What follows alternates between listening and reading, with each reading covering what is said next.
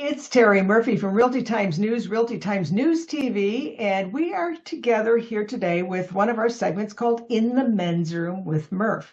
I love it when I have a man in the men's room. And this one's not only adorable, but he's, so interesting. His name is John Murphy, and I just want you to know he's not related to me. I'm way too old for him. And he prefers blondes. But John has the most interesting resume. I met him doing video work on his iPhone and other things, and he was with Dan Ambrose.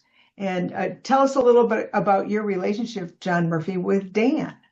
Well, Dan Ambrose, of course, runs Trial Lawyers University, and he was conscripting you and your partner Eric Oliver into his boot camp. He does these boot camp weekends. Now, Trial Lawyers University is a place where trial litigators, trial warriors, I like to call them, as Jerry Spence calls them, learn skills in how to present a case and win for their client. Now, Eric Oliver, your partner, he's very good at, the nonverbal communication skills and crafting the story, building the story.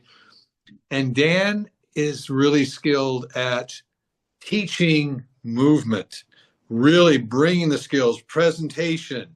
And I like what Eric says is that a great case can be torpedoed by a bad presentation. And Dan works on the presentation side of it.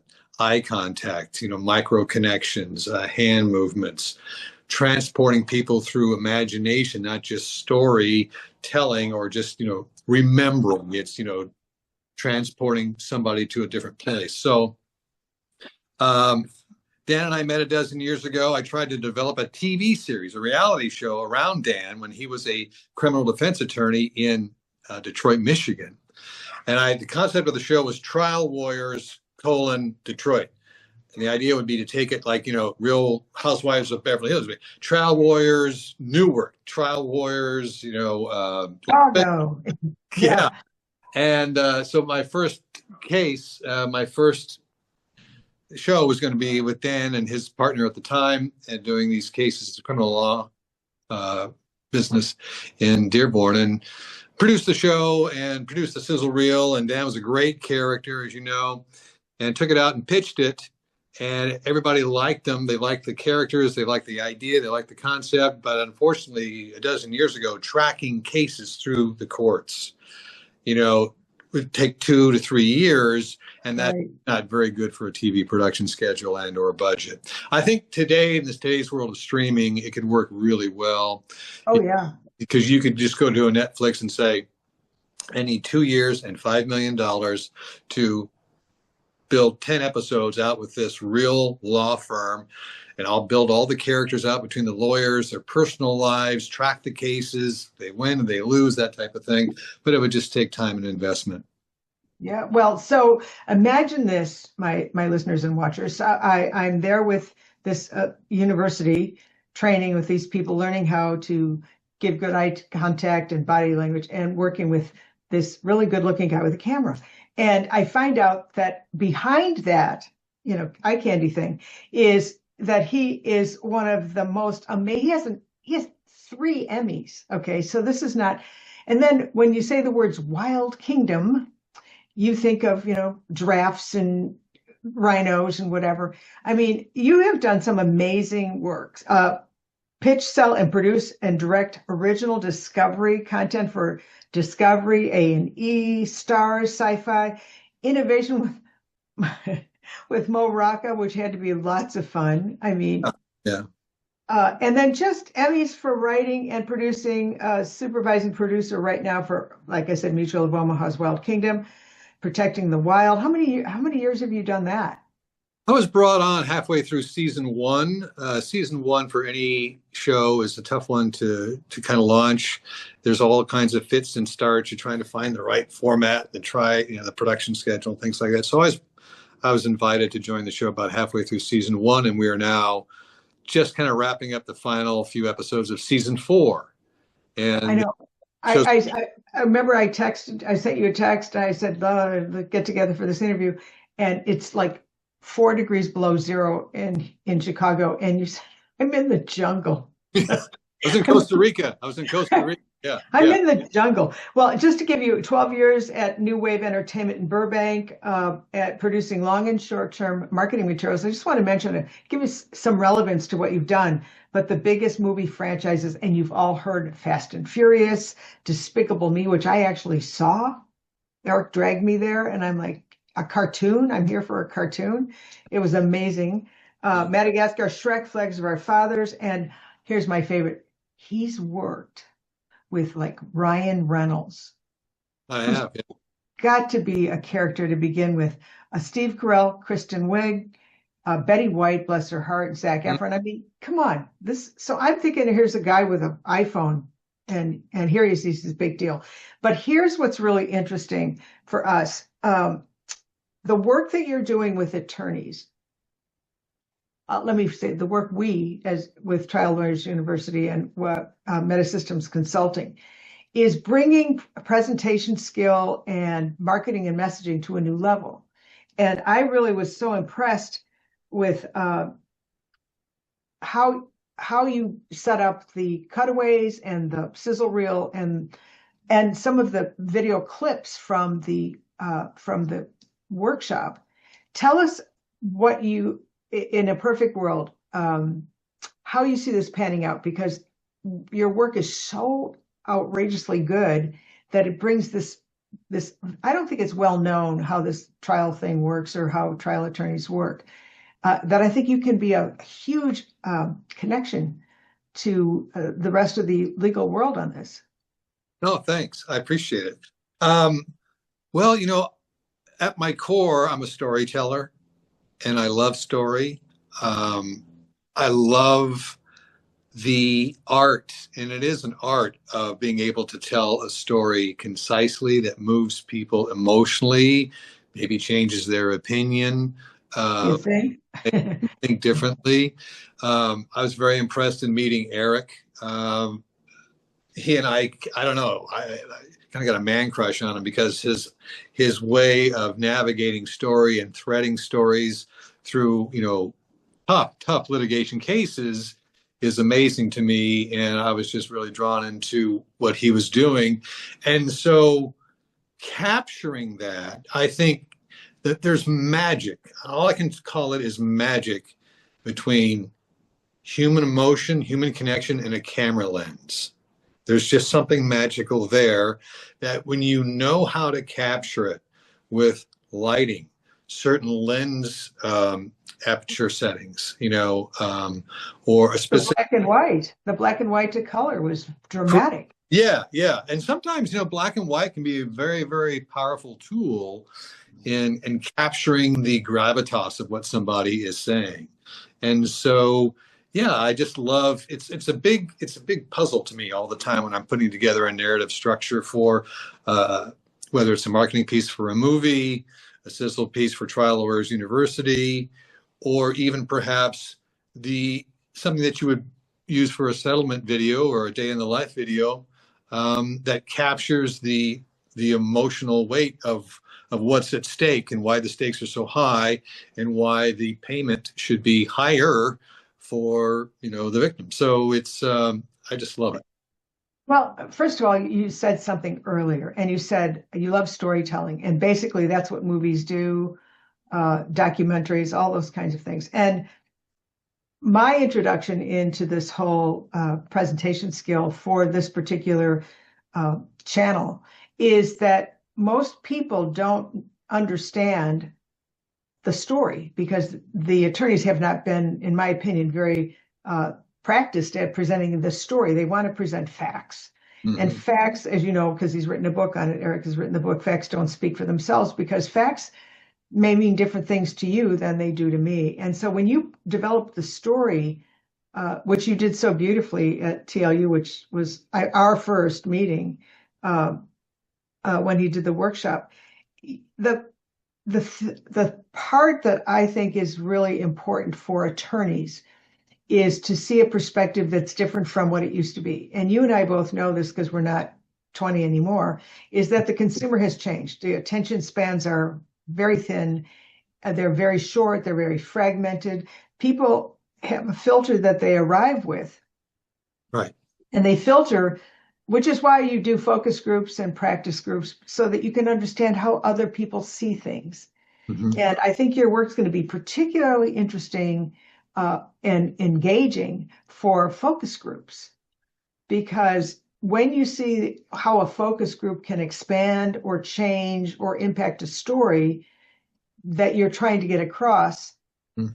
covering different ethnicities and age groups and genders and whatever, I think that's where you're going to really shine. And that's one of the things I'm excited about. And then we can share it through podcasts. Tell us about your work with podcasts. Well, it's kind of new. I just started working with Dan Ambrose at Trial Lawyers University, and Yeah, but you used to have a podcast. well, I did. I did a podcast called Across the Dinerverse, and um, and it was at a very kind of the beginning of this inflection point with COVID and everything, where we're just everybody was antagonized, right? We were just all irritable. We were all angry. We were all divisive.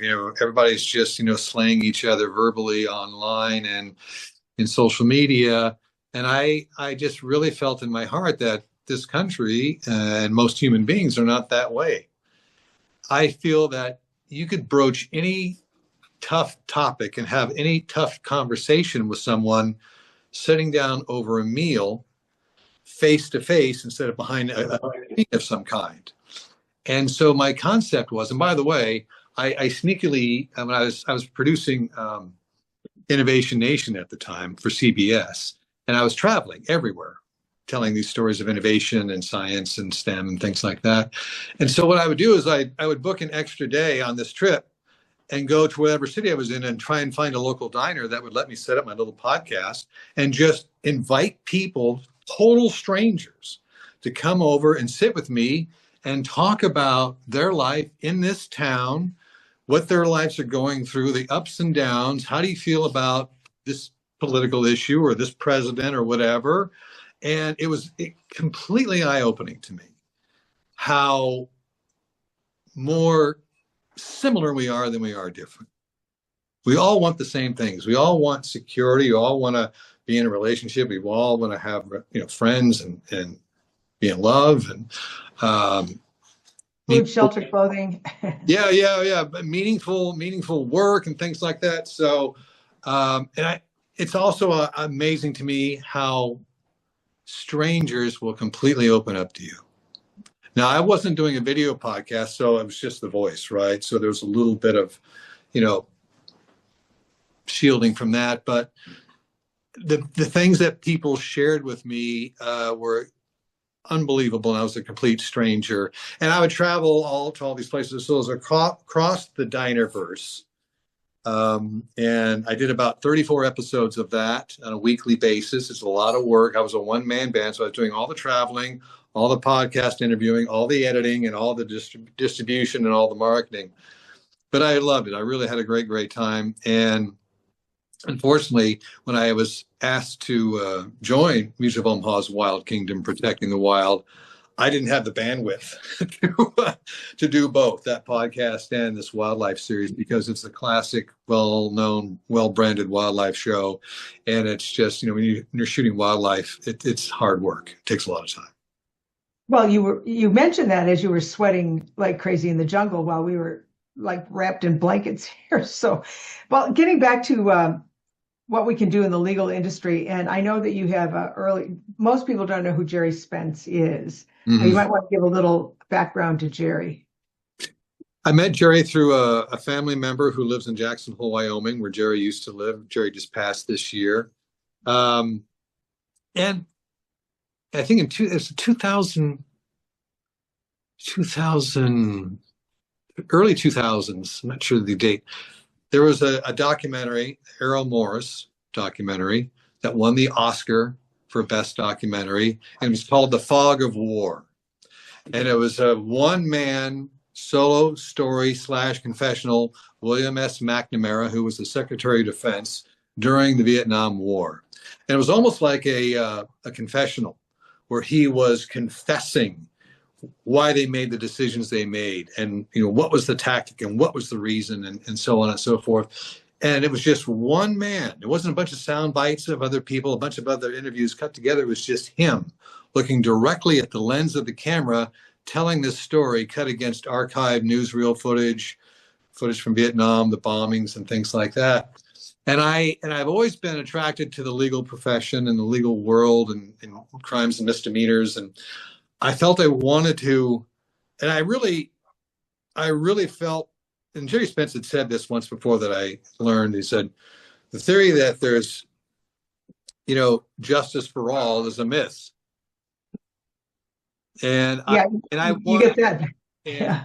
do you hear those barking dogs out there? No, we don't. Okay, good, because I hear them and they're annoying. But those are my dogs. I was going to say they're your dogs, so Yeah. settle down.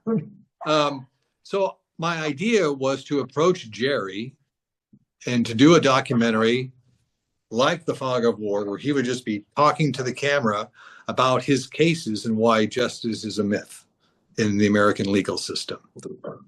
And we talked about it, and he was kind of open to it. And when I was pitching it, for financing and things like that, and Jerry was in his 80s at that time. He passed away at the age of 96, and the feedback I got is, nobody wants to go see a movie about an 80-year-old guy kvetching about the law.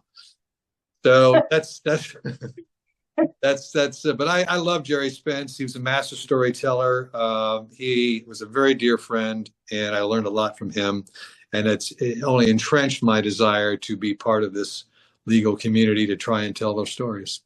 Well, thank you for mentioning that from him, that there's justice is different, let's just say, than what you think.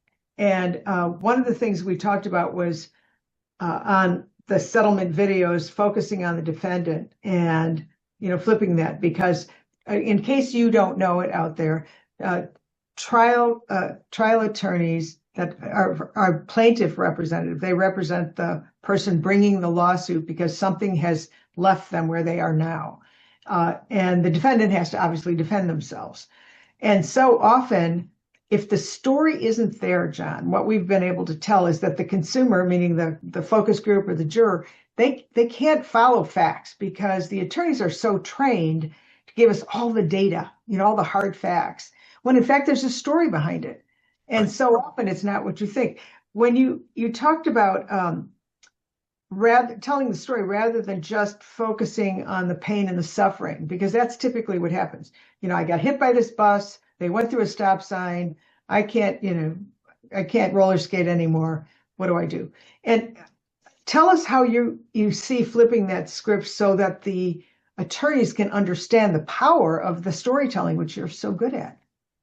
I think it's, any good story, whether it's, a novel or a movie, a TV series, and things like that, there are what they call protagonists, the main characters that you like and you follow and you want to see their journey.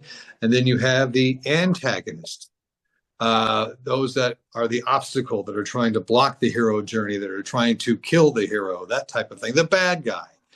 And I think inherently that's exactly what's happening in any kind of, civil litigation when it comes to the work that plaintiff attorneys are doing. Who's the bad guy? And I think we got to flip that settlement video and, to really move the needle on awards to a place where juries seem to be more willing to punish the bad guy than to want to just lay a bunch of money on a perceived victim. There's a lot of pushback from jury members on who, okay, so you got fired from your job. Yeah, that's life. Suck it up, move on. Why do you want, that type of thing? Whereas if you can demonstrate that the company has a systemic way of, especially people as they start aging out and getting close to retirement, and that happened to my dad working with the J.C. Penney company. And so I'm, connected to that side of it, where you're systematically downgraded, paper trails through HR and all this kind of stuff to make you less than, so you're not worthy of any kind of compensation for what has happened to you, whether if it's a employee termination case or if you're hit by a FedEx truck, but it's not really a FedEx truck. It's a local delivery driver who's under a subcontract by FedEx. There you go. You Right. know, who's responsible? Ultimately, it's the big guy, and juries seem to be a little bit more, well, actually, a lot more willing to punish the big bad guy than they are to just reward an injured victim. So that is so true. And again, you'd be surprised how hardcore a jury can be. Oh, you got cancer, too bad. Lots of people get cancer. Too bad you lost your job. A lot of people can do that.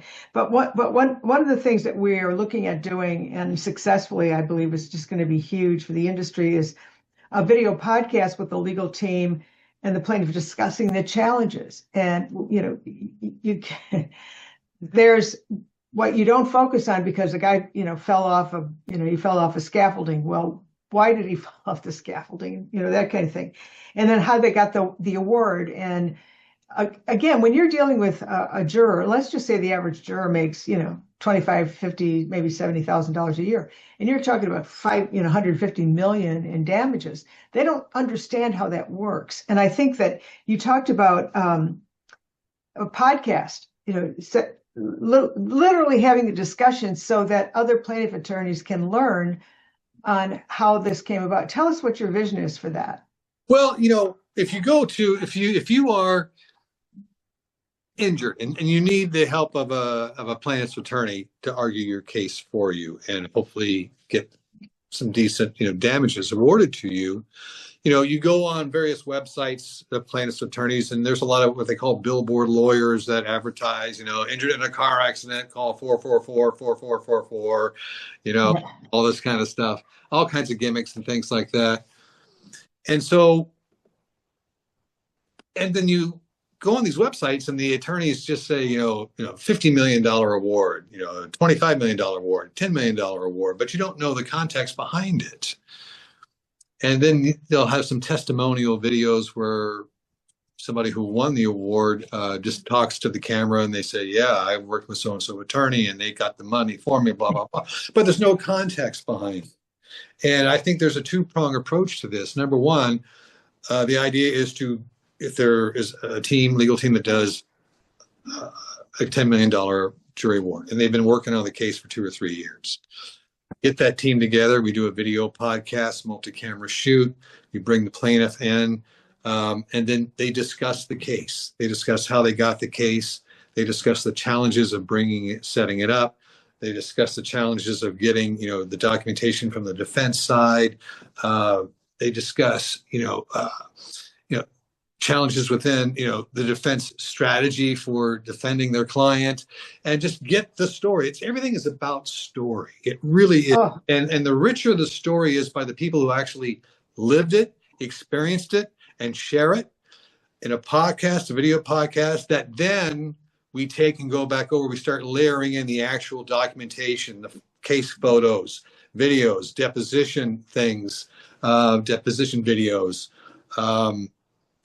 and then talk about the verdict and why, after interviewing the jury post-verdict, why they got the award they did and what they learned from that. I think all of that not only helps attract potential new clients for the plaintiff attorney, it is also a useful tool that other plaintiff attorney firms can watch that podcast, what I like to call a docu-pod or a podcumentary. I don't know.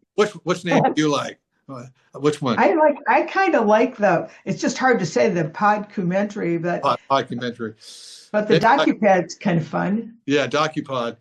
But the other thing that it does is other law firms can watch it and they hear them tell that story and they go, we've got a big case coming up. We should bring this law firm into our case because we're going to win, because that's what they did for that. We can use in our case, and that is so true. And I will tell you that, just to throw this in, just working with Metasystems, is that the story is not the story. We're not telling a story.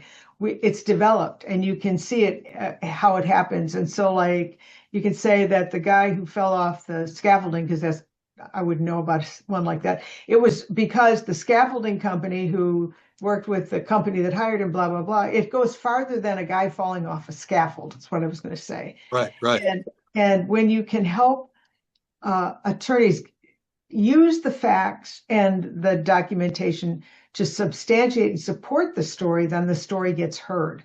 At right, the end of the day, it's a relationship thing. They're going to use their filter to hear your story, and they've got to hear it.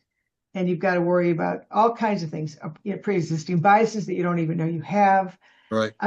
And I think that this training can be absolutely incredible to help people. I mean, because at the end of the day, the plaintiff attorney doesn't get paid unless they win. And the client is the one that's out to dry, because if something happened to them that impacted their life or their income, their ability to work, that's a big deal. And I think they just look at all this money and go, oh, and there's so much more to it. As a matter of fact, we just had helped a firm that had a case that went on for 9.5 years. Wow. 9.5 years they've been, and they did get a beautiful settlement for the client, who is, his life's changed for the rest of his life. I mean, it's not here today, gone tomorrow. And you always hear how do you put a price on the life and all of that. So I think the story piece is going to be huge, and to help them see what happened when there was a setback, what happened when there was the defense attacked. I think even just what you and Eric do, I think could be valuable too. It's like we developed a whole case narrative. We presented it in front of a focus group that Eric and Terry put together for us. And wow, the focus group was like, we're not buying it. We're not buying any of it. And we have no empathy. We don't care. And to show that as well is a very important learning lesson, because we don't learn from success. We learn from failure. And that's certainly one thing I learned on the Innovation Nation show and talking to all these great entrepreneurs and business leaders, is the fact that the only way to success is absolutely down the road of failure. And so I think that's going to be critical in showing these docupods to reveal that, oh, we got it wrong. Thank God for this focus group. We pivoted and then we got it right. Honestly, if you all knew how it wasn't this, it was this, and we didn't even know that until we got a focus group. And that is what the beauty is. But Eric's focus groups are not like most. It's a full week of deep preparation, deep interpretation, deep research.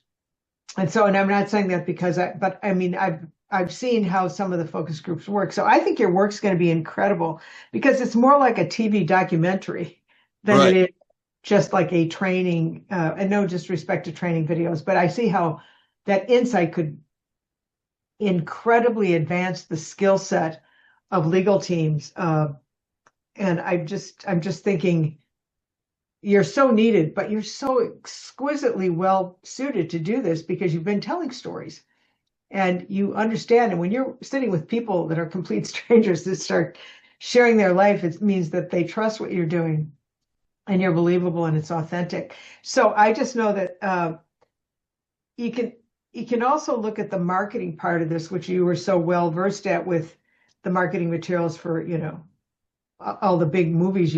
What was one of my favorite was Flags of Our Father. That had to be amazing too. I mean, good for you. Yeah, I did a 30 I did the 30-minute Oscar campaign documentary for that one.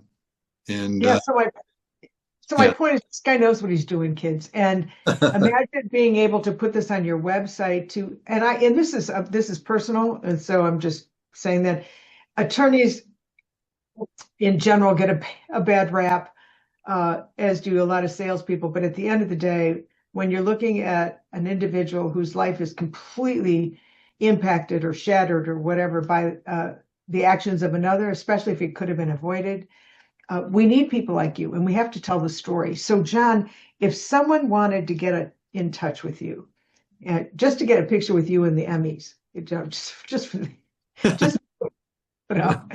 What would be the best way to reach you? I'm happy to give out my phone number. Is that allowed on this podcast? Absolutely. Yeah, Okay. absolutely.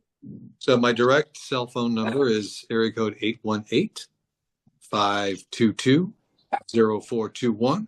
That's 818-522-0421. Email is John Allen Murphy. It's ALLEN. John Allen Murphy 79, not my age, by the way, at gmail.com. And we can find you on Instagram and Facebook at Murphy Producer. Correct. Right? Yes, yes. Again, so we're not related. Nobody in my family, if we have a camera, it's because we're in witness protection away from everything. So, and John, we're going to be doing a series on that because we are bringing you in to help us showcase literally a focus group and what really goes into it. I think it's going to be a huge asset to any law firm that has your ability to have you help them. And I know that you're doing a ton of work with Dan Ambrose at Trial Lawyers University. His boot camp's coming up again in June of this year. Oh, that's that. It's not the boot camp. That is the big Trial Lawyers Conference. Oh, that's the conference. That's in Huntington Beach. That's right. TLU Beach, June 3rd through the 6th. Yeah, And he takes over the entire Huntington Beach area. yeah. Passaic Hotel is the main. They have a overflow hotel at I believe it's the Hilton, and we're looking forward to seeing everybody there. Well, we're looking forward to seeing you more regularly on a segment here because we're going to have a whole segment just designated for the legal part and in the men's room as well. So thank you so much for joining us, and join us again for another segment here on In the Men's Room with Murph. I'm Terry Murphy for Realty Times NewsTV.com and Metasystems Consulting. Thanks, John. Thank you so much, Terry. Really appreciate it.